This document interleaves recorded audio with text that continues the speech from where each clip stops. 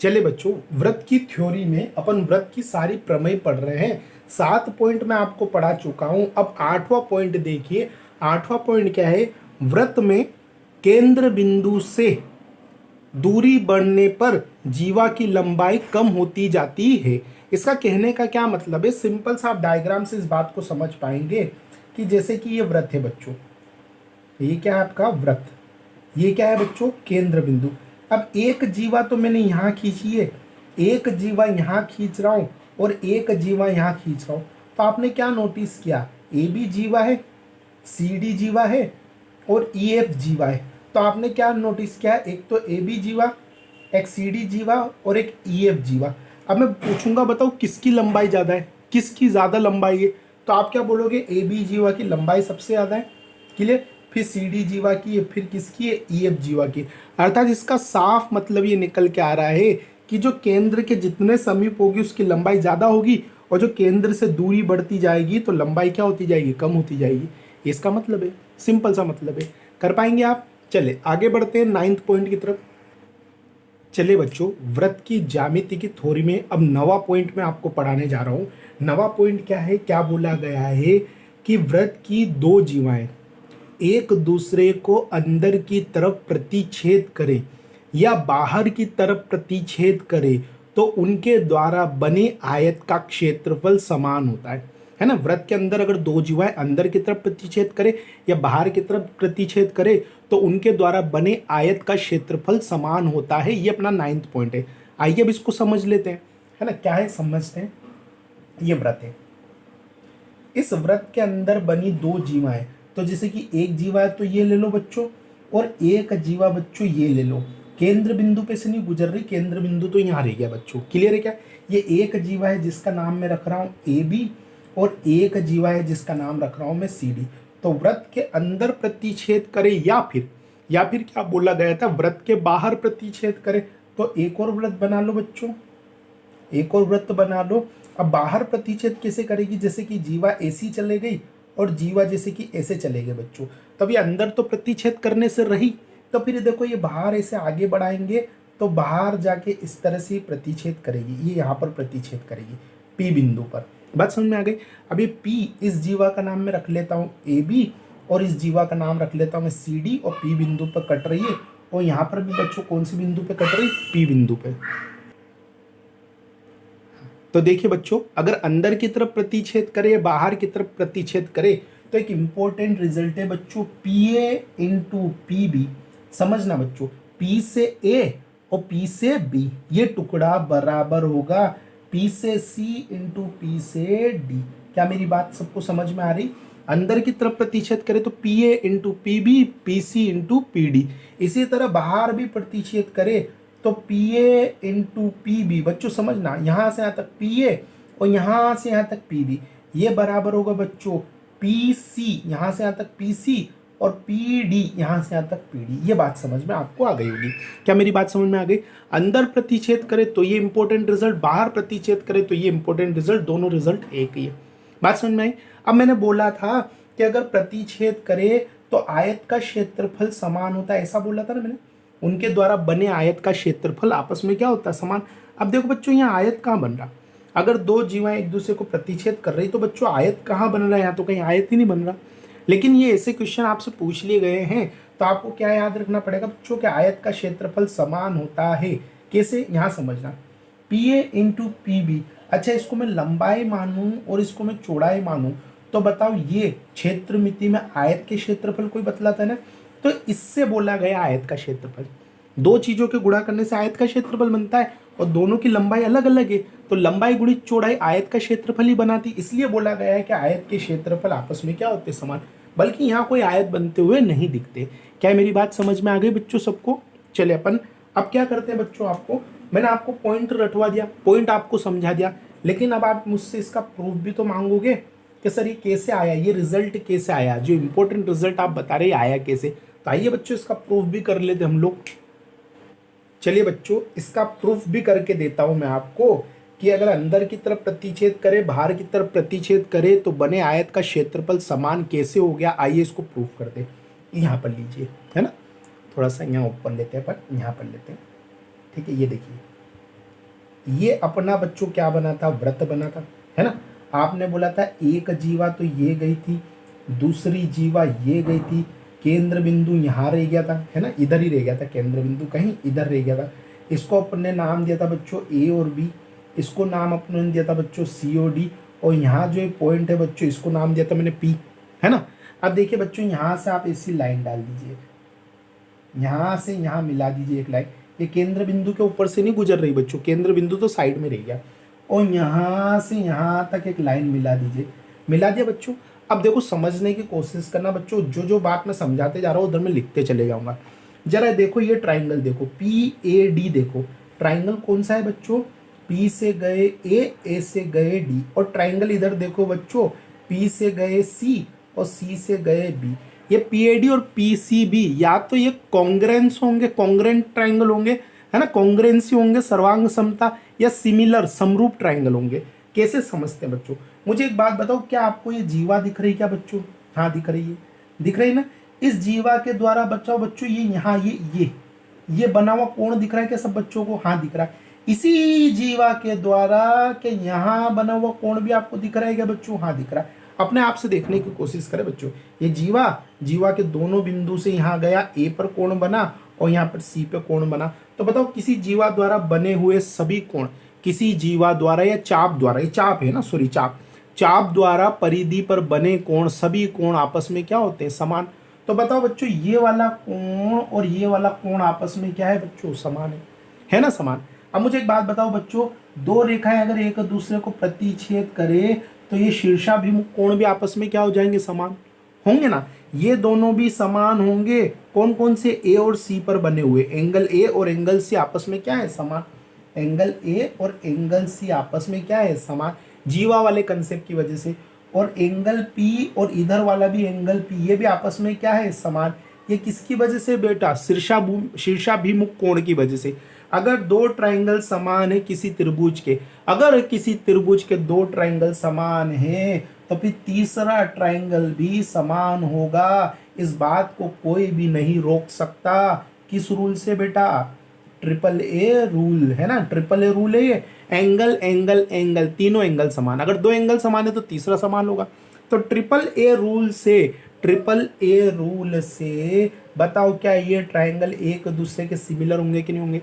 Angle angle angle से similar होते हैं, सर्वांग समकोणीय होते हैं। तो बताओ ये दोनों ट्राइंगल एक दूसरे के सिमिलर होंगे, तो जब सिमिलर होंगे तो बच्चों रेशो बनाओ। देखो ये ट्राइंगल भी लिखने का तरीका देखना बच्चों, पी दोनों में कॉमन है। ए पर बना कोण सी पर बना कोण समान है तो ए लिखा फिर सी लिखा, और डी पर और बी पर समान है तो डी लिखा बी लिखा। इस तरीके से लिखेंगे। इस तरीके से लिखने के बाद देखो बच्चों पी ए बनता है ना, पी ए, फिर बनेगा बच्चों A D, P A D, और फिर बनेगा बच्चों पी डी या डी पी, जो भी आपको बोलना है, पी ए डी और डी पी, ठीक है। इसी तरह इधर होगा बच्चों पी सी, फिर सी बी, फिर सी बी और फिर पी बी, ये आपका होगा।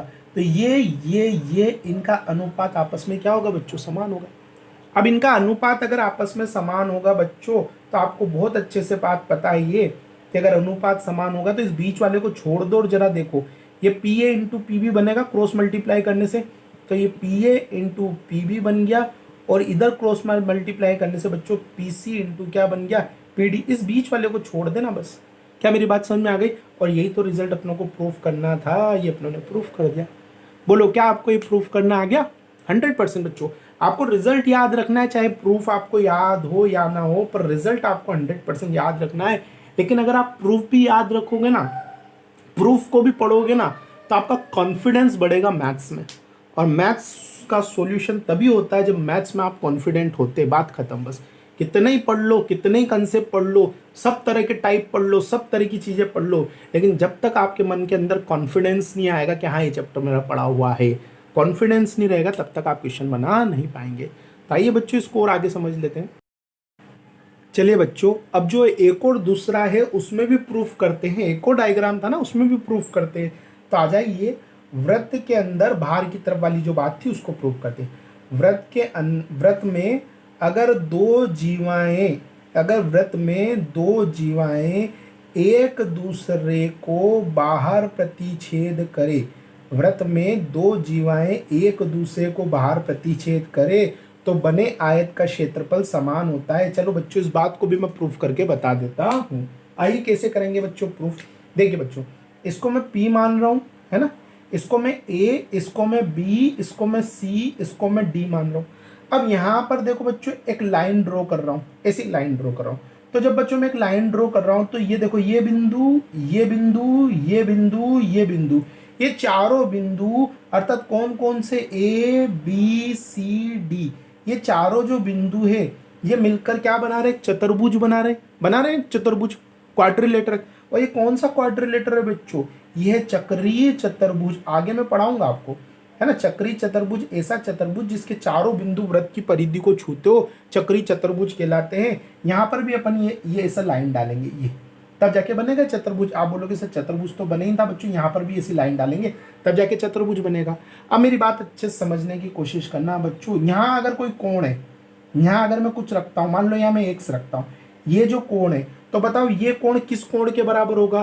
तो आप बोलोगे चक्रीय चतुर्भुज में आमने सामने वाले कोणों का योग 180 होता है। समझना बच्चों, ये चतुर्भुज में बनाता हूँ, बड़े आराम से इस पॉइंट को समझना बच्चों, है ना। ये A है, ये D है, यहाँ मैंने x रखा बच्चों, तो आमने सामने के कोण 180 डिग्री होते हैं, दोनों का योग 180 डिग्री होता है। तो बच्चों ये x आ गया, तो सही सही बताना ये 180 माइनस x होगा कि नहीं होगा। अब लाइन को आगे बढ़ाऊंगा तो मुझे बताओ पूरे रेखा, ये पूरा आधा चांद जो बनता है ना, स्ट्रेट लाइन पे बना 180 डिग्री होता ना बच्चों 180 डिग्री। तो 180 माइनस 1 से बच्चों तो इसका 1 होना जरूरी है, तब जाके ये 180 डिग्री बनेंगे। कैसे, देखो ना, खुद ही देखो, 1 होना जरूरी, कट जाएगा तभी जाके तो 180 बनेगा। तो इसका मतलब यहाँ जो x है तो ये बाहर वाला भी बच्चों कौन सा कहलाएगा, x। इसी तरह यहाँ समझो बच्चों कि अगर ये y होगा बच्चों तो ये 180 माइनस y होगा, और ये बाहर वाला कौन सा होगा बच्चों, y होगा। क्लियर। और यहाँ देखिए, यहाँ P पर अपन मान लेते जेड कोण मान लेते, P पर कौन सा कोण मान लेते, जेड। तो जरा मेरे एक बात समझना बच्चों, ट्राइंगल P को देखना, P से A और P से C देखना, है ना। और इसी तरह ट्राइंगल P, यहाँ P है, P देखना। अब यहाँ A है, तो A पे कौन सा कोण बन रहा है, X। एक तो छोटा वाला ट्राइंगल PAC देखा, एक बड़ा वाला ट्राइंगल देखेंगे PBD, एक बड़ा वाला ट्राइंगल दिख रहा है अपन PBD, ये बड़ा वाला ट्राइंगल देख रहे हैं। तो छोटा ट्राइंगल PAC PBD। अब मेरी बात सुनना बच्चों, मैंने गलत लिखा है, P यहाँ भी है, P यहाँ भी है, A पर X है, तो इसी तरह इस बड़े ट्राइंगल में X किस पर है, D पर है ना। तो यहाँ A की बारी है, तो बच्चों यहाँ अगला कोण को उसकी बारी होगी, D की बारी होगी, है ना। इस पर X बन रहा है तो यहाँ पर भी X जिस पर बन रहा है वही रखेंगे बच्चों। और C पे देखो Y है, C पे कौन सा बच्चों, Y, तो यहाँ PBD में B के ऊपर है Y, तो इस तरह से रखते हैं बच्चों। और ये ट्राइंगल आपस में क्या कहलाएंगे, सिमिलर ट्राइंगल कहलाएंगे। आप बोलोगे सर सिमिलर क्यों कहला रहे, अरे खुद देखो ना यार बच्चों, XYZ तीनों एंगल समान। इस बड़े ट्राइंगल में देखो XYZ तीनों एंगल समान, तो बच्चों ट्रिपल ए रूल से सिमिलर कहलाएंगे। और जब सिमिलर कहला गए हैं तो फिर रेशो बनाना भी आता ना आपको, PA, फिर जाना है SC, और फिर जाना है PC, और नीचे इस ट्राइंगल के रखने PD, है ना। फिर PD के बाद PD, DB और फिर PB, है ना। ये समझाया था मैंने, ये आपस में क्या होंगे, समान होंगे। अब 2 मिनट के लिए अगर ये बीच वाली लाइन छोड़ दो और इनको क्रॉस मल्टीप्लाई करो, तो बताओ बच्चों PA इंटू PB बराबर PC इंटू PD निकला कि नहीं निकला। और यही तो रिजल्ट अपनों को क्या करना था, प्रूफ करना था। लो कर दिया प्रूफ। बात समझ में आ गई। ये था आपका 9th पॉइंट, जिसको मैंने सब तरीके से आपको समझा दिया। बात इतनी सी याद रखनी, अंदर प्रतिच्छेद करे या बाहर प्रतिच्छेद करे, उनके द्वारा बने आयत का क्षेत्रफल समान होता है। एक्चुअल में आयत तो बनता नहीं है, लेकिन लंबाई और चौड़ाई मेंशुरेशन के हिसाब से ये आयत को ही डिनोट करता है, इसलिए आयत बोलते थे। आयत का क्षेत्रफल समान। क्या मेरा ये 9th पॉइंट आपको अच्छे से क्लियर हुआ है? अच्छा बच्चों, 9th पॉइंट अगर क्लियर हो गया तो मैं 10th पॉइंट की तरफ आपको लेकर चल रहा हूँ। क्लियर। चले बच्चों, इसी थ्योरी में अब मैं आपके सामने 10वां पॉइंट लेकर आ रहा हूँ।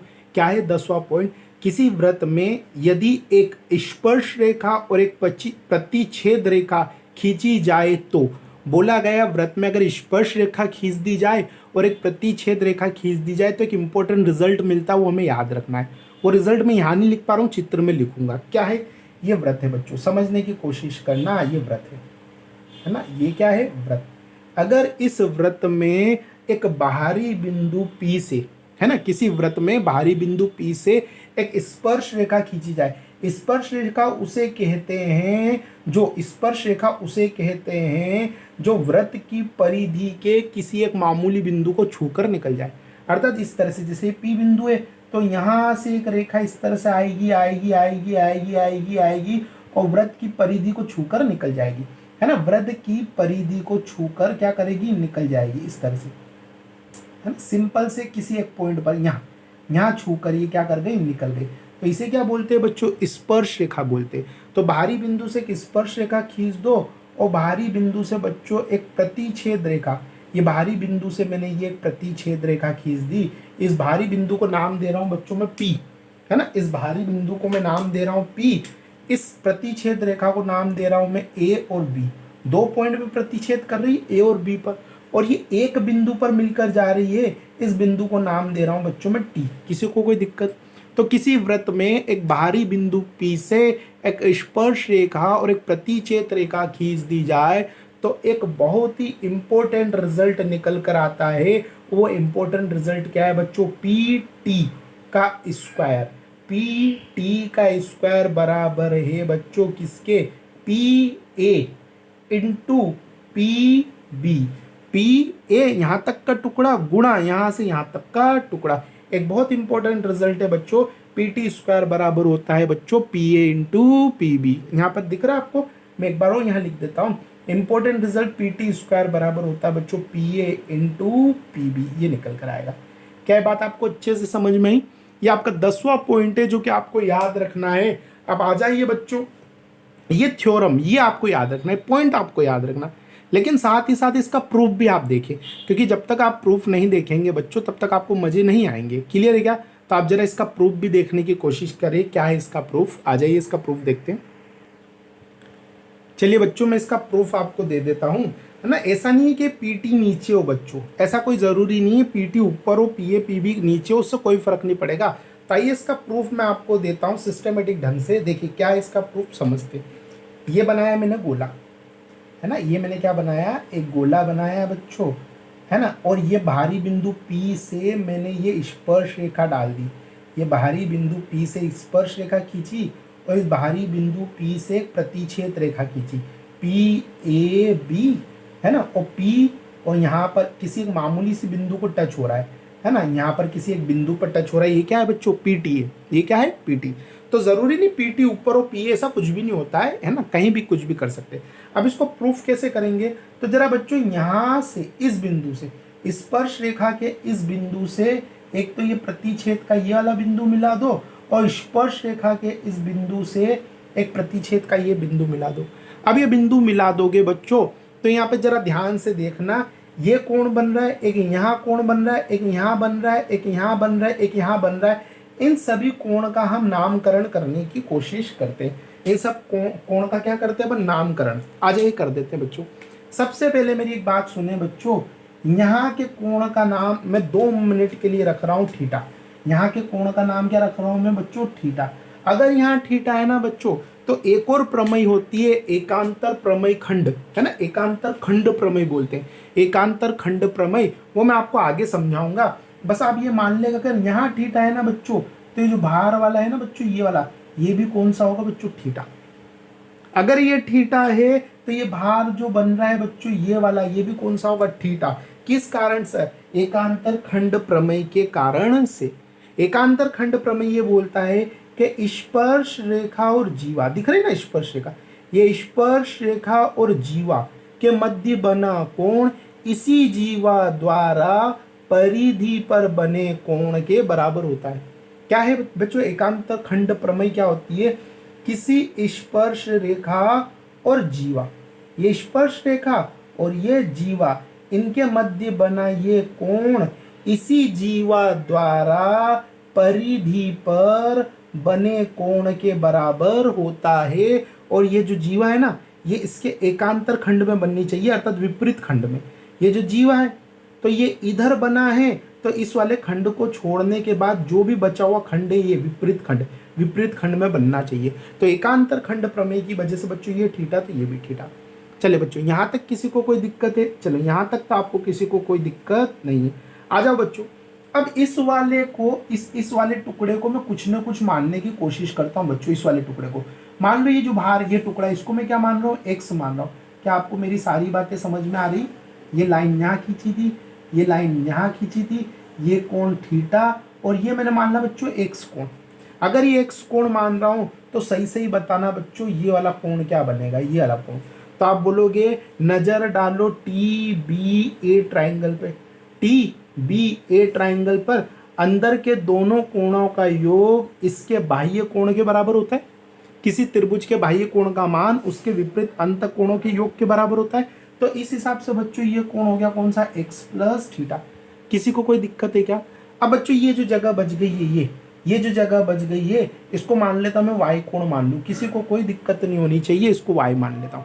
एक को थीटा मान लिया, एक एक्स हो गया, और एक को मैंने क्या मान लिया बच्चों? वाई मान लिया। यहाँ थोड़ा सा साफ लिखने की कोशिश करता हूँ। ये कौन सा कोण मान लेते हैं बच्चों? वाई। थोड़ा सा समझना, बिल्कुल प्यार से समझाऊंगा। ये वाई है ना, ये कोण कौन सा मान लिया मैंने? वाई। अब जरा देखना, दो तरह के ट्राइंगल में सिलेक्ट कर रहा हूँ। देखो ये वाई कोण है, ये थीटा कोण है, ये एक्स प्लस थीटा है। ये वाई कोण है, ये थीटा है, ये एक्स प्लस थीटा है। तो यहाँ कौन कौन से ट्राइंगल सिलेक्ट कर रहा हूँ? एक तो देखना बच्चों ये पी वाला ट्राइंगल, पी बिंदु, पी टी और ये A, P T A. Triangle P T A जो होगा वो किसी न किसी के समरूप होगा, किसी न किसी के सिमिलर होगा, क्योंकि मुझे एंगल समान होते दिख रहे हैं। यहाँ थीटा है, यहाँ एक्स प्लस थीटा है, यहाँ वाई है, यहाँ वाई है, यहाँ थीटा है, यहाँ एक्स प्लस थीटा है। इस तरह से मुझे समान होते हुए दिख रहे हैं। तो देखो P पर वाई है तो यहाँ भी त्रिभुज P लेंगे, है ना। पी टी ए देखो और पी टी बी देखो, बड़ा ट्राइंगल। एक तो ये बाहर बाहर बन रहा है छोटा ट्राइंगल, और एक ये दूरी पर बन रहा है बड़ा ट्राइंगल। तो अब यहाँ पे कौन कौन से बिंदु समान करेंगे? चलो पी टी बी मान लो P T A P T B. पर ऐसा अपन नहीं लिख सकते बच्चों। P पर कौन सा कोण बन रहा? Y, तो यहाँ पर भी जिस पर Y बन रहा है वो रखेंगे। अच्छा यहाँ T पर कौन सा बन रहा है बच्चों? x plus W. तो इस बड़े वाले में किसमें? P T B, है ना, P T B। इसमें भी x प्लस डब्ल्यू किस पर बन रहा है? T पर ही बन रहा है, P T A। अच्छा समझना, सॉरी गलत हो गया है ना, P T A। बताओ T पे क्या बन रहा है? थीटा। तो यहाँ पर भी वही रखना है जिस पर क्या बनता है? थीटा। तो बड़ा लो P, ये पूरा T और B, तो थीटा B पे बन रहा है ना बच्चों, तो यहाँ पर भी कौन सा आएगा? B वाला आएगा। और यहाँ A पर बन रहा है x plus theta, P A T, ये P T A। इसमें यहाँ पर A पर x प्लस थीटा बन रहा है, तो इस बड़े वाले में भी x प्लस थीटा T पर बन रहा है, इस बड़े वाले में x प्लस थीटा T पर बन रहा है। तो यहाँ कौन सा लेंगे बच्चों? T। इस तरह से आपको क्रम में लेना पड़ता है, ये आपको मैं सिमिलरिटी में समझाऊंगा। अब यहाँ से लाइन भी किस तरह से लिखी जाएगी बच्चों? पी टी फिर टी ए और फिर पी ए, तीसरा को है ना, तीसरी रेखा टी ए और तीसरी रेखा पी ए। बटे में क्या रखेंगे बच्चों? पी बी, है ना, पी बी, फिर बी टी और फिर पी टी, ये रखेंगे ना बच्चों। अब मेरी बात सुनो, इस बीच वाली लाइन को हटा दो, इनका रेशो बराबर होगा ना, रेशो बराबर। अब बीच वाली लाइन को हटा दो और क्रॉस मल्टीप्लाई कर दो, तो P T into P T, बोलो पी टी स्क्वायर हुआ कि नहीं हुआ, और P A into P B बना कि नहीं बना। बस यही समझाने में मेहनत लग रही थी बच्चों मेरे को, और कोई विशेष बड़ी बात नहीं है। इसको समझाने में थोड़ा सा टाइम लग रहा था, बाकी और कोई विशेष बड़ी बात नहीं है। तो ये था बच्चों आपका 10वां पॉइंट जो मैंने आपको क्लियर करके दिया। क्या आपको समझ में आया? चले आगे बढ़ लेते हैं। थोड़ा बहुत आपको समझ में आया होगा, तो नहीं आया तो वीडियो को दोबारा पॉज करके देखना। चले आगे बढ़ते हैं। चलिए बच्चों, हम अभी तक 10 पॉइंट क्लियर कर चुके हैं बच्चों। अब हम ये 11वां पॉइंट क्लियर करने जा रहे हैं, जो कि एक बहुत ही इंपॉर्टेंट पॉइंट है।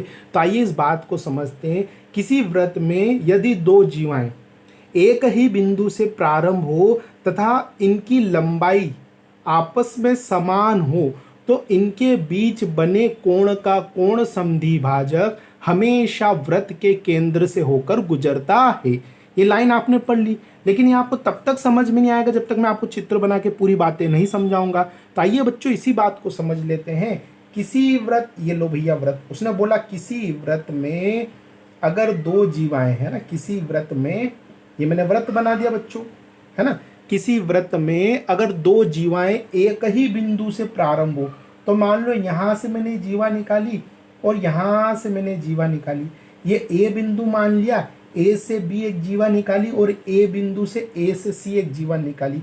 यदि दो जीवाएं हों, एक ही बिंदु से प्रारंभ होकर दो जीवाएं हों और इन दोनों जीवाओं की लंबाइयाँ, इन दोनों जीवाओं की लंबाइयाँ आपस में क्या हो, समान हो, इन दोनों जीवाओं की लंबाइयाँ आपस में समान हो, तो इनके बीच बने कोण, तो इनके बीच बने कोण का कोण संधि भाजक, इनके बीच बने कोण का कोण संधि भाजक हमेशा व्रत के केंद्र बिंदु से होकर ही गुजरेगा।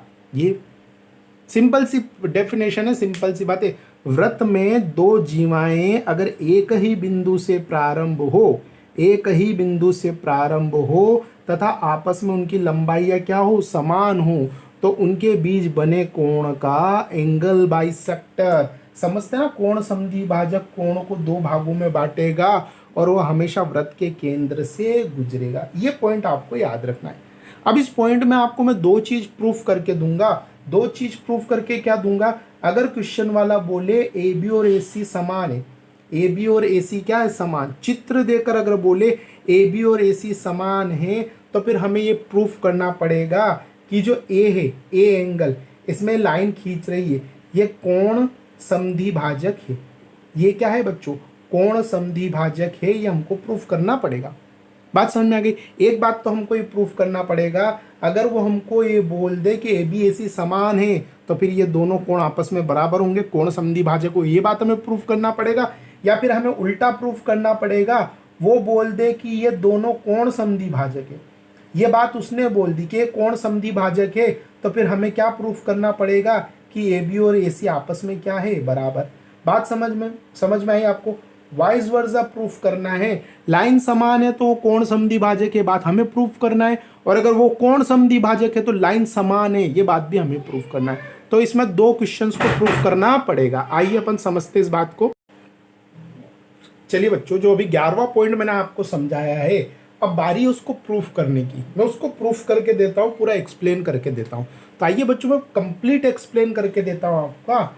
अपना क्वेश्चन, अपना क्या कंसेप्ट था, क्या थ्योरी अपनों को दी थी, किसी व्रत में अगर एक ही बिंदु से प्रारंभ हो दो जीवाएं, एक ही बिंदु से अगर प्रारंभ हो दो जीवाएं और दोनों जीवाओं की लंबाई आपस में समान हो, दोनों जीवाओं की लंबाई आपस में समान हो, तो ये यहाँ से जो ये केंद्र बिंदु पर लाइन जा रही है, ये केंद्र से होकर ये लाइन गुजरती है और ये कोण आपस में कोण संधि भाजक होते हैं।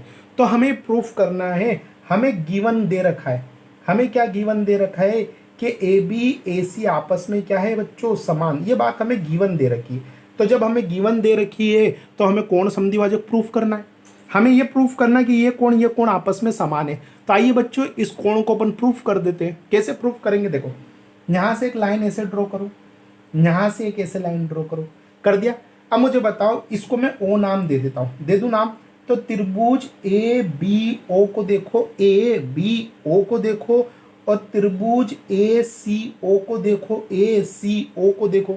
अब या तो ये सिमिलर होंगे या फिर ये सर्वांग संग होंगे। त्रिभुज में जितनी भी थ्योरी प्रूफ होती है वो ट्राइंगल के सिमिलर और कॉन्ग्रेंसी से ही प्रूफ होगी। तो अब बताओ ये सिमिलर है कि कॉन्ग्रेंट है, तो आइए चेक कर लेते हैं। इधर आ जाओ, ये भुजा इस भुजा के बराबर, इस ट्राइंगल में ए बी ओ ट्राइंगल में ये भुजा इस भुजा के बराबर है, ए बी ओ ट्राइंगल और ए सी ओ ट्राइंगल में ये कॉमन भुजा आपस में बराबर, ये कॉमन भुजा ये बराबर। और बताओ ये केंद्र बिंदु है, तो बताओ ये त्रिज्या हुई कि नहीं बच्चों, ये त्रिज्या होने के कारण ये भी आपस में बराबर। जिनके ऊपर एक डंडा लगा ये आपस में बराबर, जिनके ऊपर तीन डंडे लगे आपस में बराबर, दो डंडे मतलब ये तो कॉमन भुजा है। तो बताओ ए बी ओ की तीनों भुजाएं ए सी ओ की तीनों भुजा के बराबर है कि नहीं है। तो बताओ ये जो चीज है वो साइड साइड साइड, तीन साइड, तो एस एस एस रूल से अगर साइड समान हो तो दोनों ट्रायंगल एक दूसरे के कॉन्ग्रेंट होते हैं, समरूप होते हैं। नहीं, सिमिलर का मतलब समरूप होता है, सर्वांग सम होते हैं। सर्वांग सम मतलब सर्व अंग समान, मतलब उनकी भुजाएं समान है ना, तो ये दोनों ट्राइंगल बिल्कुल एक जैसे नाप के, इनका सब कुछ समान है, क्षेत्रफल, परिमिति, भुजाओं के माप, कोण सब कुछ समान है। तो ट्रिपल एस रूल से सब आपस में समान होंगे। अब कौन कौन से कोण समान होंगे, तो इस लाइन के सामने वाला ये वाला कोण और इसी लाइन के सामने वाला ये कोण, ये आपस में समान होंगे। क्लियर है मेरी बात? यहाँ देखिए, इस लाइन के सामने वाला ये वाला कोण और इस लाइन के सामने वाला ये वाला कोण, ये दोनों क्या होंगे, आपस में समान होंगे। अर्थात मैं प्रूफ कर चुका हूं कि यहाँ एक्स आएगा तो यहाँ भी एक्स आएगा। अगर दोनों जगह एक्स एक्स है तो बताओ ये कोण समद्विभाजक लाइन हुई कि नहीं हुई? हो गई ना, बात खत्म। अब यहाँ देखो, ये है तो इसके सामने वाला ये वाला और इसके सामने वाला ये वाला, ये दोनों कोण भी आपस में क्या होंगे, समान होंगे। होंगे कि नहीं होंगे? तो मैं ये प्रूफ कर चुका हूं कि ये जो कोण है, ये कोण जो है ना, कोण समद्विभाजक प्रूफ मैं कर चुका हूं। अब बहुत सारे बच्चे यहाँ मेरे से एक बात बोलते हैं कि सर इस हिसाब से तो देखो ये दोनों भी आपस में बराबर होने चाहिए, तो ये 180 डिग्री है तो ये 90-90 बनेंगे क्या? नहीं बच्चों, ऐसा कोई ज़रूरी नहीं है, क्योंकि जरा इस डायग्राम को समझने की कोशिश करना। जरा इस डायग्राम को, ये यहाँ से मैं यहाँ तक ले जा रहा हूँ ए बी, यहाँ से यहाँ तक ले जा रहा हूँ मैं ए सी, और केंद्र बिंदु मैंने यही ले दिया ए बी ए सी यहाँ तक। अब देखो ये यहाँ से जो जाएगी ये कोण समद्विभाजक रेखा है। जैसे मैंने यहाँ से यहाँ तक पॉइंट मिला है, वैसे मैं यहाँ से यहाँ तक पॉइंट मिला रहा हूँ बच्चों। अब बताओ, अब कहाँ स्ट्रेट लाइन है? बात सब वो की वही रहेगी। देखो ये आपस में समान, ये कॉमन होने की वजह समान और ये त्रिज्या होने की वजह से समान, इसलिए ये ट्रिपल एस रूप से सर्वांग सम बनेंगे। तो ये दोनों भी आपस में क्या हो जाएंगे, कोण समान। ये होगा बच्चों एंगल बाइसेक्टर। तो ये डायग्राम ऐसा बन गया, तो आप इस तरह से ना ले, ये लाइन अगर यहाँ आ गई तो बेटा रेखा यहाँ नीचे आ जाएगी, तो ये 90 डिग्री का कोण नहीं है। बात समझ में आ गई क्या आप लोगों को? अच्छे से इस बात को आप प्रूफ कर पाएंगे, खत्म बात। इस चीज को आप अच्छे से ध्यान रखना बच्चों। अब एसएससी में एक बार थोड़ा सा उल्टा पूछ लिया था, मुझे लगता है कि मैं ये प्रूफ कर चुका हूँ, बात अच्छे से आपको समझा चुका हूँ। आप वीडियो को धीरे धीरे एक बार फिर रिवाइज करना, आपको समझ में आ जाएगा। अब जरा देखिए, एसएससी में एक बार क्वेश्चन इस तरह से आया था, है ना, ये देखो इस तरह का सर्कल दिया था, है ना, इस तरह का सर्कल दिया था बच्चों। थोड़ा सा अच्छा नहीं बने तो आप देख लेना। इस तरह से ए पॉइंट था, ये यहाँ से यहाँ तक एडी जो था वो क्या दे रखा था आपको, व्यास डायमीटर दे रखा था, और यहाँ से यहाँ तक, है ना, ये यहाँ से यहाँ तक ये ए बी दे रखा था, यहाँ से यहाँ तक ये बच्चों क्या दे रखा था, ए सी दे रखा था। ये बच्चों आपका डायमीटर दे रहा था, और बोल रहा था जीवा तथा व्यास, ए बी जीवा और व्यास के मध्य बना कोण, और ए सी जीवा और व्यास के मध्य बना कोण, ये दोनों कोण यदि आपस में बराबर हो, ये दोनों कोण आपस में बराबर हो, तो ए बी और ए सी के बीच में, ए बी और ए सी के बीच में, ए बी और ए सी के बीच में, है ना, ए बी और ए सी के बीच में कौन सी बात सत्य होगी? क्वेश्चन पूछा गया है ना। ये व्यास है, ये व्यास है, और ए बी जीवा और व्यास के मध्य बना हुआ कोण x, और ए सी जीवा और व्यास के मध्य बना कोण x हो, तो ए बी और ए सी के बारे में क्या सत्य है? तो आप क्या बोलोगे, ए बी बराबर क्या होगी, ए सी। क्यों? यही तो प्रमेय है, बिल्कुल सेम टू सेम। क्या मेरी बात आपको समझ में आ गई? तो मैं उम्मीद करता हूं कि ये बात मैं आपको समझा पाया होगा, अर्थात आपका 11वां पॉइंट मैंने आपको क्लियर करके दिया है। चले आगे बढ़ते हैं बच्चों। चलिए दोस्तों, वृत्त की थ्योरी में इंपॉर्टेंट पॉइंट 11 अपन पढ़ चुके हैं। अब इंपॉर्टेंट पॉइंट 12वां अपन पढ़ने जा रहे हैं। 12वां पॉइंट क्या है? यदि वृत्त में अंदर या बाहर दो जीवाएं एक दूसरे को प्रतिच्छेद करे तो उन जीवाओं के मध्य बना कोण क्या होगा, वो अपनों को निकालना है। क्लियर? इस तरह की बात है यहाँ पे। तो आइए इसको मैं यहाँ समझाऊंगा, लाइन से आपको समझ में नहीं आएगा। इधर आइए, उसने बोला व्रत, ये लो बच्चों अपनों ने व्रत ले लिया, है ना, इस तरह का व्रत ले लिया। बोला व्रत में दो जीवाएं एक दूसरे को काटे, लो बच्चों ये काट दी, एक ने यहाँ काट दी। थोड़ा सा अपन अच्छे से लेते हैं, है ना, थोड़ी सी स्पेस बना के, ये यहाँ पर कैंसिल करी, और यहाँ पे यदि दो जीवाएं एक दूसरे से प्रतिच्छेद करे, इस जीवा का नाम दे दिया मैंने ए बी, इस जीवा का नाम दे दिया बच्चों मैंने सी डी। यदि दो जीवाएं एक दूसरे से प्रतिच्छेद करे तो यहाँ बना कोण और यहाँ बना कोण क्या होगा, ये अपनों को निकालना है।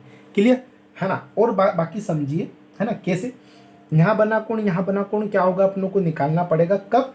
जब ये वाला ये वाला चाप एसी चाप केंद्र पर, एसी चाप केंद्र पर AC चाप केंद्र पर, है ना, ये यहाँ पर, ये AC चाप अगर केंद्र पर x कोण बनाए और ये BD चाप, ये BD देखो, ये BD चाप, ये BD चाप केंद्र पर अगर y कोण बनाए, ये BD चाप केंद्र पर y कोण बनाए, तो बच्चों कभी भी अगर ऐसी बात हो कि दो जीवा एक दूसरे से प्रतिच्छेद करे और ये चाप x कोण बनाए और ये चाप जो है y कोण बनाए, तो ये जो P बिंदु पे जो कोण बन रहा है ना बच्चों, ये P बिंदु पर कोण, इस कोण का नाम है ना एंगल, या तो आप बोल लो APC, APC, या फिर आप बोलो एंगल DPB, DPB। इसका मान जो होगा ना बच्चों वो 1/2 इस x प्लस वाई,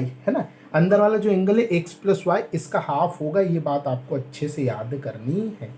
कहाँ से आया कैसे आया अपन पूरा प्रूफ कर लेंगे, लेकिन ये बात आपको अच्छे से समझ में आनी चाहिए कि एंगल APC, बच्चों इसको मैं यहाँ से हटा के यहाँ लिख देता हूँ ताकि एक और डायग्राम है उसको भी बना लेंगे अपन। तो मैं लिख रहा हूँ एंगल APC, P पर बना कोण, एंगल DPB, ये दोनों तो आपस में बराबर ही है, ये वाला कोण ये कोण आपस में बराबर है, लेकिन इनका मान होगा हाफ x प्लस वाई के बराबर होगा। ये बात हमें याद रखनी है। इसी तरह अगर भाई ये बने बच्चों, एक और बात थी, अपने तो दो बात पढ़ी थी, है ना, अगर इसी तरह से भाई ये बने, देखो ये जीवा गई और ये जीवा गई, है ना, ये यहाँ पे P बिंदु पर, और ये यहाँ पर अगर कोई कोण बन रहा है ना, ये जीवा गई, ये जीवा गई P बिंदु पर, यहाँ पर ये केंद्र बिंदु आ गया। क्लियर? ये देखिए बच्चों, ये A, ये B है, ये C, ये D है। अब AC बिंदु से, ये AC बिंदु पर केंद्र से कौन सा कोण बनाना है बच्चों? X। देखो यहाँ पर भी AC से केंद्र पर X लेकर गए, यहाँ भी AC से केंद्र पर X लेकर गए, और ये BC, BD, इस BD से भी केंद्र पर, है ना, ऐसे, ये यहाँ से केंद्र पर, यहाँ पर कौन सा कोण बना है? Y। तो बच्चों ये जो P वाला है, इस P पर, ये एंगल P जो है सिर्फ P है, ये है ना, कहीं से भी लो सिर्फ एक ही कोण है ये, तो ये एंगल P का मान बच्चों डेफिनेटली 1/2 x माइनस वाई के बराबर होगा। ये दो बातें आपको अच्छे से याद रखनी है बच्चों। 12वां पॉइंट है, बड़ा इंपॉर्टेंट पॉइंट है। क्लियर? यहाँ बना हुआ कोण हमेशा x प्लस वाई का आधा, और यहाँ बना कोण हमेशा x माइनस वाई के अंतर का आधे के बराबर होगा। 12 पॉइंट है, इंपॉर्टेंट पॉइंट है, एसएससी में कई बार इस पे सवाल पूछे गए हैं, तो आप जरा इसको ध्यान रखें। अब मैं कोशिश करता हूँ इनको प्रूफ करने की। ये तो रिजल्ट है, हमें रटना है, लेकिन प्रूफ क्या है, कहाँ से आया, वो सब मैं आपको समझाने की कोशिश करता हूँ। चले आइए बच्चों, चलिए बच्चों, अब इसको मैं प्रूफ करके बताता हूँ कि आखिर ऐसा क्यों होता है। आपको रिजल्ट याद रखना है, लेकिन साथ साथ में उसका प्रूफ भी आपको देखना। अगर आप एसएससी एग्जाम देने जाते हो तो आपको छोटी मोटी स्टेट लेवल एग्जाम देनी है, तो सिर्फ आपको रिजल्ट पता होना चाहिए। एसएससी एग्जाम देने जा रहे हो तो भाई साहब आपको प्रूफ भी पता होना चाहिए, नहीं तो इतने अच्छे क्वेश्चन बन जाते हैं मेंस में कि आप बुरे फंस जाते हो। तो आइए मैं प्रूफ करके देता हूँ बच्चों। देखिए ये सर्कल है, समझना, इस बात को मैं प्रूफ करके देता हूँ, है ना। दोनों को प्रूफ करते हैं, पहले इस वाले को प्रूफ कर लेते हैं। ये बच्चों सर्कल है ना, पहले इस वाले को प्रूफ करते हैं, फिर उस वाले को प्रूफ करेंगे। ठीक है, ये सर्कल है, ये देखिए, ये एक जीवा ये गई थी आपकी, एक जीवा ये आपकी गई थी, इसका नाम रखा था आपने A और B, इसका नाम रखा था आपने C और D, ये केंद्र बिंदु था। अब इस चाप द्वारा, है ना, इस चाप द्वारा, है ना, थोड़ा सा दिख रहा है चाप, इसको मैं थोड़ा सा हल्का करता हूँ, हाँ ये चाप दिख रही थोड़ी सी अलग से। इस चाप द्वारा केंद्र पर बना कोण, इस चाप द्वारा केंद्र पर बना कोण बच्चों कितना है? x है।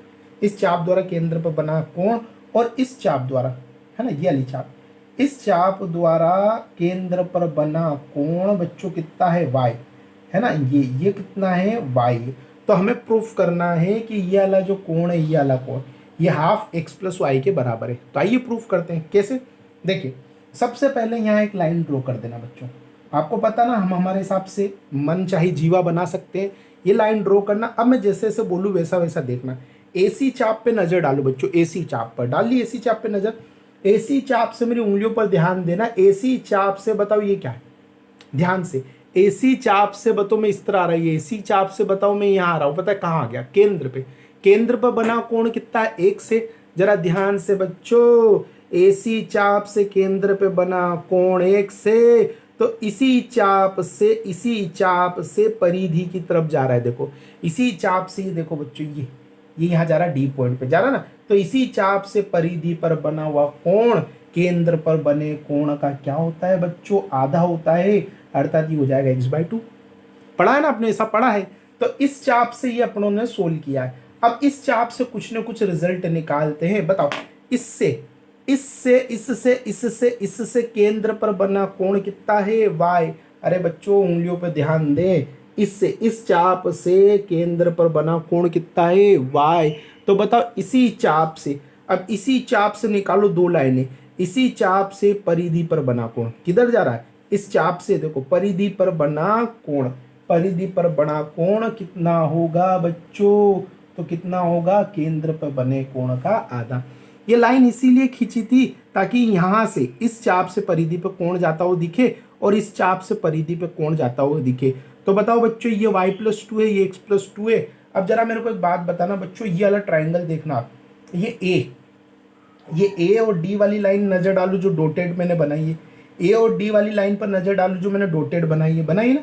उसके बाद ये इस तरह से जो ए बी निकल रही है ना, ये ए निकल रही है बी की तरफ जो जा रही है ये, और जो सी और ये डी और सी जो जा रही है ये देखो। अब बच्चों यहाँ बना हुआ कोण देखो, यहाँ बना हुआ कोण अपनों को निकालना है, ये वाली चीज अपनों को निकालनी। तो मुझे जरा ध्यान से बताना, क्या ये वाला जो कोण है यह वाक्य में इस वाले ट्राइंगल का बाह्य कोण हुआ कि नहीं हुआ कि नहीं हुआ। और इस बाह्य कोण का मान हमेशा इसके विपरीत कोणों के योग के बराबर होता है कि नहीं होता है, बताओ। अरे ये जो पी पे ये जो कोण बन रहा ना, ये बाह्य कोण हो गया। बाह्य कोण का मान इसके आंतरिक विपरीत कोणों के योग के बराबर होता है, अर्थात x+2 y+2 के बराबर होगा। ये y+2 x+2 है, तो बताओ ये कोण, ये y+2 है, ये x+2 है। आ रहा है बच्चों समझ में। ये देखो ये x+2 निकला था, ये क्या निकला था बच्चों, y+2 निकला था, x/2 y/2। तो ये बाह्य कोण का मान आंतरिक दोनों कोण के योग के बराबर होगा कि नहीं होगा। तो जब ऐसा होगा तो फिर अपन कह सकते कि नहीं कह सकते बच्चों कि ये जो कोण है, जिस कोण की हम बात कर रहे थे, पी वाले कोण की, यहाँ पी बिंदु मान ले, पी वाले कोण की बात कर रहे थे, वो हाफ ऑफ x और हाफ ऑफ y के बराबर होगा, अर्थात p होगा 1/2 x + y। यही तो हमसे प्रूफ करवा रहा था वो, ये प्रूफ कर दिया मैंने, खत्म। क्या समझ में आया आप लोगों को? अच्छे से देख ले, स्क्रीनशॉट ले ले, वीडियो को धीरे धीरे वापस एक बार फिर रिवाइज करना, 100% समझ में आ जाएगा। क्लियर। अब ये अंदर की तरफ कर रही थी, अब बाह्य की तरफ करे तब उसका भी देख लेते बच्चों। करूँ रफ, बाह्य वाला भी देख लेते हैं, मैं रफ कर रहा हूँ इसको, बाह्य वाला भी देख लेते। चलिए समझ लेते हैं इस बात को भी, है ना। चलिए आ जाइए, ये देखिए यहाँ पर समझने की कोशिश करेंगे थोड़ा सा।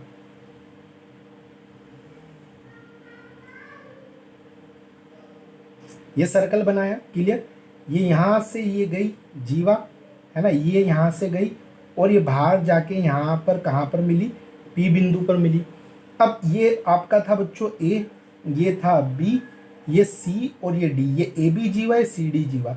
यहाँ से अपनों ने बोला था कि ये जो ए सी है, इस चाप से यहाँ केंद्र पर एक कोण बना देते हैं ऐसे, जिसका नाम अपनों ने क्या दिया था, एक्स।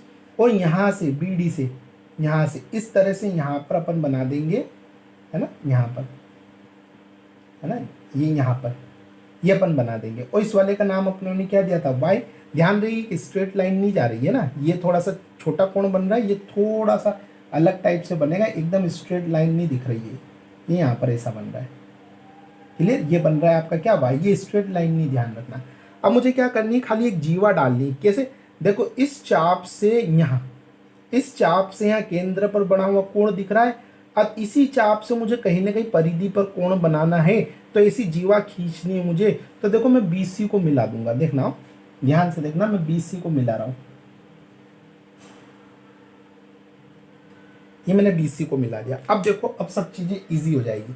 देखो इसके द्वारा केंद्र पर बना कोण, इसके द्वारा केंद्र पर बना कोण x दिख रहा है, तो इसी के द्वारा ये परिधि पर बना कोण, इसी के द्वारा इस चाप के द्वारा परिधि पर बना हुआ कोण क्या होगा बच्चों, ये वाला कोण हो जाएगा x/2। क्लियर। अब इस वाले चाप को देखो, इस वाले को, इसके द्वारा केंद्र पर बना कोण कितना है y, इसके द्वारा केंद्र पर बना कोण y है, तो इसी के द्वारा ये, इसी के द्वारा ये, इसी के द्वारा परिधि पर ये वाला कोण, ये वाला कोण पूरा कितना हो जाएगा y/2। देखो ना बच्चों, ये वाली लाइन है ना, मेरे पास दो अलग अलग कलर के मार्क करनी है वरना मैं स्कोर अच्छे से समझा देता। ये यहाँ पर ये क्या होगा y/2 हो जाएगा। अब जरा ये देखो बच्चों, p का कोण निकालते, तो 2 मिनट के लिए p का कोण थीटा मान लो।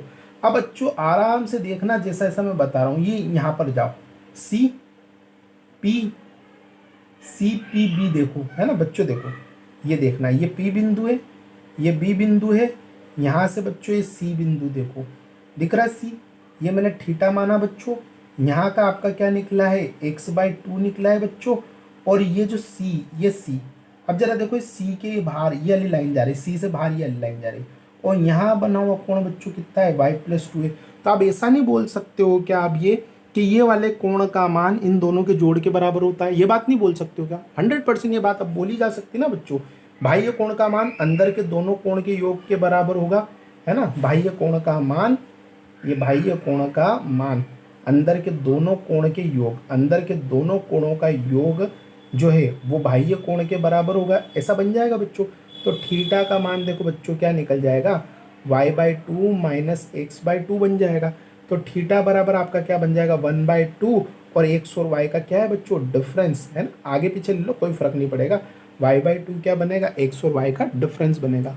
इसका उत्तर आ गया, है ना। थोड़ा सा टिपिकल है, थोड़ा सा समझने की कोशिश करेंगे, आपको समझ में आ जाएगा। डायग्राम को थोड़ा सही से बनाना, 100% समझ में आएगा। चले, मैं उम्मीद करता हूँ कि 12वां पॉइंट भी आपको समझ में आया होगा। अब आगे बढ़ते अपन 13वें पॉइंट की तरफ धीरे धीरे।